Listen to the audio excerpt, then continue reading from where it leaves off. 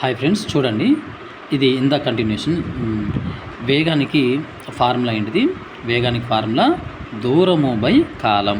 దూరానికి MKS are SI పద్ధతిలో metre అనేది ప్రమాణం. మీటర్ అనేది దాని యొక్క ప్రమాణం. కాలానికి ఏంటిది? ఇప్పుడే మనం డిస్కస్ చేసుకున్నాము, సెకను అని. ఇప్పుడు వేగానికి ఫార్ములా మీరు ఏమని రాయొచ్చు అంటే మీటర్ ఫర్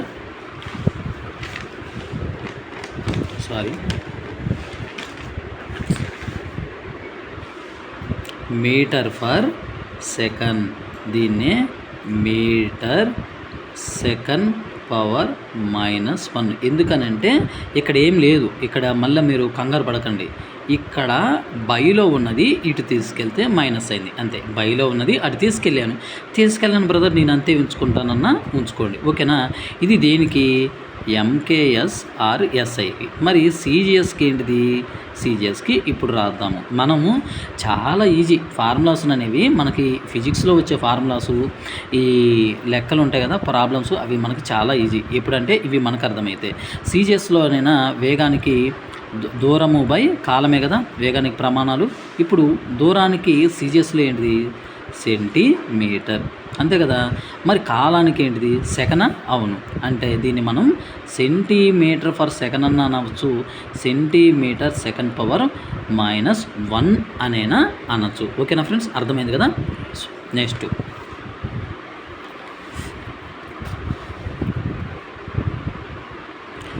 ఇక్కడ అదే ఇచ్చింది, దూరము బై కాలం కదా.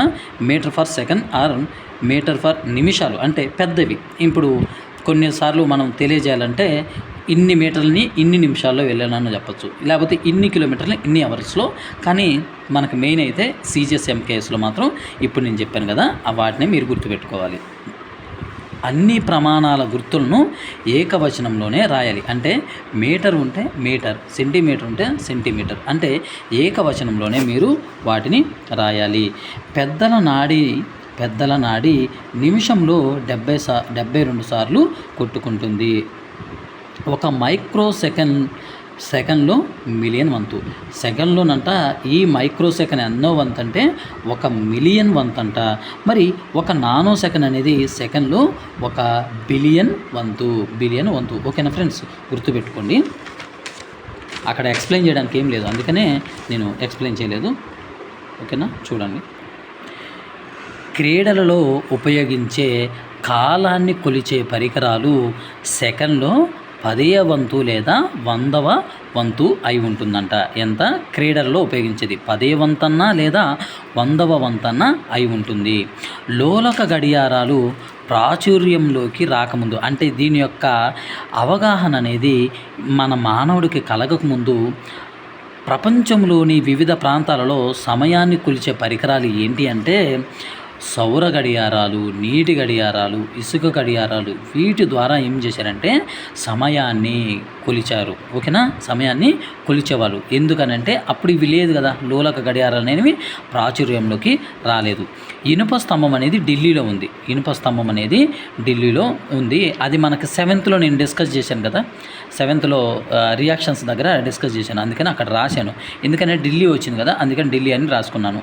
ఇక్కడ ఢిల్లీలోని జంతర్ మంతర్ వద్ద సౌర గడియారం అనేది ఉందంట. ఒకసారి మీరు గూగుల్లో కానీ యూట్యూబ్లో కానీ కొట్టండి. అలా కొడితే మీకు గుర్తుండుతుంది. ఆ టాపిక్ వచ్చిందనుకో, అలా మీరు చూసినప్పుడు ఇంకా మీకు ఎక్కువ గుర్తుంటుంది. రాకెట్లు మరియు భూమి యొక్క కక్షలోకి పంపే ఉపగ్రహాలు తరచుగా 8 కిలోమీటర్ పర్ సెకండ్ వరకు వేగాన్ని చేరుకుంటుంది, అంటే 8 కిలోమీటర్లు వెళ్తాయి. ఎన్ని సెకండ్స్లో? 1 సెకండ్లోనే 8 కిలోమీటర్ని వెళ్తాయి అంట, ఓకేనా. ప్రయాణించిన దూరం. ఇప్పుడు దూరం అంటే మీరేం చేస్తారు? కాలము ఇంటూ వేగం వేస్తే ఏమవుతుందంటే మీకు దూరం అనేది వస్తుంది. ఇక్కడ మీకు తెలుసా? చూడండి, ఇది ఒక ట్రయాంగిల్. ఇక్కడ మీకు అర్థమైపోయింది. ఈ ట్రయాంగిల్లో పైన D ఫర్ డిఎస్పి ఉంటాడు అనుకోండి, D ఫర్ డిఎస్పి. ఇక్కడ ఎస్ ఉంటాడు, ఇక్కడ టీ అనేవాడు ఉంటాడు. డి అనేవాడు మాత్రం నేను మాత్రం పైనే ఉంటాను, నేను కిందకి దిగను అని అంటాడు. ఇప్పుడు నీకు ఎస్ కావాలన్నప్పుడు ఏం చేస్తారు? డి అనేవాడు పైన ఉంటాడు కదా, వాడిని అక్కడే ఉంచుకోండి. టీ అనేవాడిని కింద రాయండి. ముందే 3, ఒకరిని అడిగామంటే 2 ఉండాలి. ఆ ఇద్దరిలో ఈడుగాడు ఏం చేస్తాడు, పైన ఉంటా నేను అంటాడు. నెక్స్ట్ టీ కావాలి. టీగా అలా ఉన్నప్పుడు ఏం చేయాలి, ఈ డి అనేవాడు దిగడు కాబట్టి వాని పైన రాసిన, మిగతా వాడు ఎవడంటే ఎస్ కాబట్టి వాని కింద రాసిన. ఇదే ఇంతే. దీని గురించి D for distance, S for speed, T for time. ఓకేనా. నెక్స్ట్ స్కూటరు లేదా మోటార్ సైకిళ్ళు, కారు ఉంటాయి కదా, వాటి డాష్ బోర్డు. అంటే ఇప్పుడు మనం బండి మీద కానీ స్కూటీల మీద కానీ వెళ్ళేటప్పుడు అక్కడ ఆ డాష్ బోర్డు ఉంటుంది కదా, ఎంత స్పీడ్తో వెళ్తున్నాము, ఎన్ని కిలోమీటర్లు వెళ్తున్నాము అనేవి చూస్తాం. వాటి డాష్ బోర్డుపై అమర్చిన మీటర్ను స్పీడోమీటర్. అంటే మీరు కొంతమంది కుర్రోళ్ళు రయ్యనని రేపుతారు కదా, రేజ్ ఇస్తారు కదా, ఎక్సలేటర్ పెంచుతారు కదా, అప్పుడు ఏమవుతుంది, ఒకటిలో ఉన్నది 120 130లోకి పోతుంది. ఆ తర్వాత ఏమవుతుంది అంటే యాక్సిడెంట్లు అవ్వటం కానీ, లేకపోతే తర్వాత పరిమాణాలు తర్వాత జరుగుతూ ఉంటాయి కదా చాలా వరకు.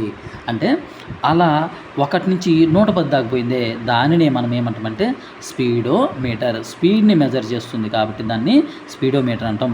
ఇది వడినంట, వేగాన్నంట కిలోమీటర్ పర్ అవర్లోకి నేరుగా నమోదు చేస్తుంది. అంటే మీరు ఎంత స్పీడ్లో వెళ్తున్నారు, పర్ అవర్కి ఎన్ని కిలోమీటర్లతో వెళ్తున్నారు అనేది నేరుగా అనేది నమోదు చేస్తుందంట. ఇంకోటి ఏంటంటే ఇక్కడ స్పీడోమీటర్ అన్నట్టు ఇది కిలోమీటర్ పర్ అవర్ని అని వ్రాయబడి ఉంటుంది. నెక్స్ట్ ఇంకోటి ఏంటంటే వాహనాలు ప్రయాణించిన దూరాన్ని కొలవడానికి మరొక మీటరు ఉంటుంది. దీన్నే ఓడోమీటర్. దీనినే మనం ఓడోమీటర్ అని అంటాం. అంటే గుర్తుపెట్టుకోండి ఫ్రెండ్స్, మీరు ఎప్పుడైనా స్కూటీ కానీ బైక్ కానీ నడిపేటప్పుడు ఆ నెంబర్స్ అన్నీ బాగానే ఉంటాయి, కానీ చివరున్న నెంబర్ ఏమవుతుందంటే 1, 2 అని ఫాస్ట్గా మనకి వెళ్తూ ఉంటుంది, చిన్నగా పోతూ ఉంటుంది. ఈ అనుభవాన్ని మీరు ఖచ్చితంగా చూసే ఉంటారు. అలా పోయే ఆ మీటర్ని ఏమంటామంటే ఓడోమీటర్. ఓడోమీటర్ దేన్ని కొలుస్తుంది అని అంటే ప్రయాణించిన దూరాన్ని కొలుస్తుంది. ఓకేనా. నెక్స్ట్ ఇక్కడ కిలోమీటర్ పర్ అవర్ వడి కొన్ని జంతువులకి ఇచ్చాడు, అవి చూద్దాము. కొన్ని పక్షులకు కూడా ఇచ్చాడు. గద్ద అంట 320 కిలోమీటర్లని 1 గంటలో వెళ్ళగలుగుతుందంట. చిరుత అంట 112 కిలోమీటర్లు వెళ్ళగలుగుతుందంట 1 గంటలో. నీలం చేప 40 కిలోమీటర్లు లేదా 46 కిలోమీటర్ల మధ్యలో వెళ్ళగలుగుతుందంట 1 గంటలో. కుందేలు 56 కిలోమీటర్లు వెళ్ళగలుగుతుంది 1 గంటలో. ఉడత అనేది 19 కిలోమీటర్లు వెళ్ళగలుగుతుంది 1 అవర్లో. ఎలుక అనేది 11 కిలోమీటర్లు వెళ్తుంది. మానవుడంట 40 కిలోమీటర్లు వెళ్ళగలడంట. దీని ద్వారా 1 గంటలో 40 కిలోమీటర్లు నడుచుకుంటాం, అంటే సాధారణ వేగం. నేల తాంబేలు అనేది 0.27 కిలోమీటర్లు వెళ్ళగలుగుతుంది, అంటే 270 మీటర్లు వెళ్ళగలుగుతుంది 1 అవర్లో. ఈ నత్తేమో 5 మీటర్లే వెళ్ళగలుగుతుంది, ఎంత అంటే 1 గంటలో. కాబట్టి వీటిని కూడా గుర్తుంచుకోండి, మనల్ని అడిగినప్పుడు చెప్పుకోవచ్చు. నెక్స్ట్ వచ్చేసి ఏంటంటే ఇక్కడ ఇది మనకి ఇంపార్టెంట్ చూడండి. ఇది మనకి 9th డీటెయిల్గా ఉంటుంది, అక్కడ చెప్తాను. కాకపోతే ఇక్కడ మీకు జస్ట్ టచ్ చేస్తాను చూడండి. స్థిరవడితో కదులుతున్న వస్తువు యొక్క చలనానికి దూరం, ఇక్కడ కన్ఫ్యూజ్ అవ్వట్లేదు కదా, ఈ పేపర్ అనేది పైన కనబడుతుంది. స్థిరవడితో కదులుతున్న వస్తువు యొక్క చలనానికి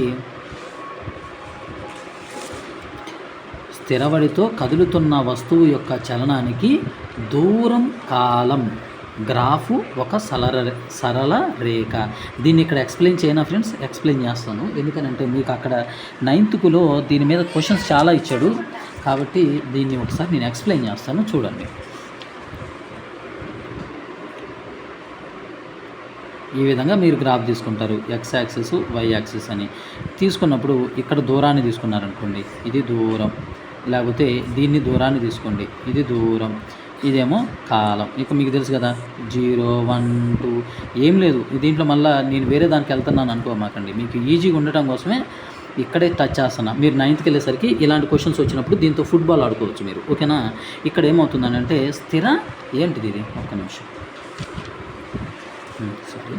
స్థిరవడి అంటే ఏంటిది, కాన్స్టెంట్ స్పీడ్తో వెళ్తున్నాడు. కాన్స్టెంట్ స్పీడ్ అంటే 1 గంటలో 20 ఇక్కడ 1 వేసాను కదా, సరే 10, 20, 30 వేసుకోండి. 10 కిలోమీటర్ల దూరం వెళ్ళినప్పుడేమో 20 స్పీడ్ తోటి 20 కాలం అనేది వస్తుంది. దీని తర్వాత ఏమవుతుందంటే 20 స్పీడ్ తోటి 20 కిలోమీటర్ల దూరం వెళ్ళేటప్పుడు కూడా ఏమవుతుందంటే ఇక్కడ ఇక్కడ ఏమవుతుంది, కాలం అనేది 20 చూడండి 20 నిమిషాల్లో, లేకపోతే ఇది 20 అనుకోండి, ఇది 10, 20, 30 అనుకోండి. 20 నిమిషాల్లో 10 కిలోమీటర్లు దూరం వెళ్తున్నారు. మరలా నెక్స్ట్ 20 నిమిషాలకి ఇంకొక 20 కిలోమీటర్లు వెళ్తున్నారు. నెక్స్ట్ 20 నిమిషాలకి ఇంకొక 30 కిలోమీటర్లు. అంటే గ్యాప్ అనేది ఈక్వల్ అవుతుందా? ఇక్కడ 10, ఇక్కడ 10, ఇక్కడ కూడా ఏమవుతుందంటే కాలం కూడా కరెక్ట్గా 20 నిమిషాలకి ఏమవుతున్నారంటే మీరు 10 కిలోమీటర్లని వెళ్ళగలుగుతున్నారు. 20 నిమిషాల్లో 10 కిలోమీటర్లు వెళ్ళగలుగుతున్నారు. ఇప్పుడు ఏమవుతుంది, దీన్ని గ్రాఫ్ తీయాలనుకో ఇలా గీస్తా, అంతే కదా, ఇలా గీస్తా. దీన్ని మనం ఏమంటాం, సరళ రేఖ, స్ట్రైట్ లైన్. ఓకేనా ఫ్రెండ్స్, అర్థమైంది అనుకుంటున్నాను. అర్థం కాకపోతే కింద కామెంట్ సెక్షన్లో పెట్టండి, దాన్ని నేను ఇంకా ఎక్స్ప్లెయిన్ చేస్తాను. ఓకేనా, ఇక్కడ అదే ఇచ్చింది. ఇక్కడ నెక్స్ట్ చాప్టర్ ఏంటంటే విద్యుత్ ప్రవాహం మరియు దాని యొక్క ప్రభావాలు. ఈ లెసన్ అనేది నెక్స్ట్ క్లాస్లో అప్లోడ్ చేస్తాను. ఓకేనా, నా వీడియో అనేది మీకు ఎలా అనిపించింది అనేది కింద కామెంట్ సెక్షన్లో పెట్టండి. ప్రతి ఒక్కరికి నేను రిప్లై ఇవ్వడానికే ట్రై చేస్తాను. ఓకేనా ఫ్రెండ్స్, ఓకే, నెక్స్ట్ వీడియోలో కలుద్దాం. ఇంకా మన ఛానల్ని ఎవరైనా సబ్స్క్రైబ్ చేయకపోతే సబ్స్క్రైబ్ చేసుకోండి. ఖచ్చితంగా మీకు ఎన్సీఆర్టీ సిలబస్ అందివ్వటమే నేను చేసేది. ఖచ్చితంగా 25కి 25 వచ్చేలా చేయడం అనేది నా ముందున్న గోల్. అది మిమ్మల్ని ఎలాగైనా సరే గవర్నమెంట్ జాబ్లో ఉంచేటట్టు చేస్తాను ఖచ్చితంగా. ఓకేనా, మీరేం చేయాలంటే కష్టపడి చదవాలి, రివిజన్ చేయాలి. ఓకేనా, పీడిఎఫ్ అతి తొందరలో వస్తుంది, ఏం టెన్షన్ పడద్దు. నాకు ఆల్రెడీ మిమ్మల్ని దృష్టిలో ఉంచుకొని నేను చాలా ఫాస్ట్గా దాని మీద వర్క్ చేస్తున్నాను. చాలా అంటే చాలా తొందరగానే పీడిఎఫ్ అనేది మీకు ప్రొవైడ్ చేస్తాను. ఓకేనా ఫ్రెండ్స్, నెక్స్ట్ వీడియోలో కలుద్దాం. Thank you.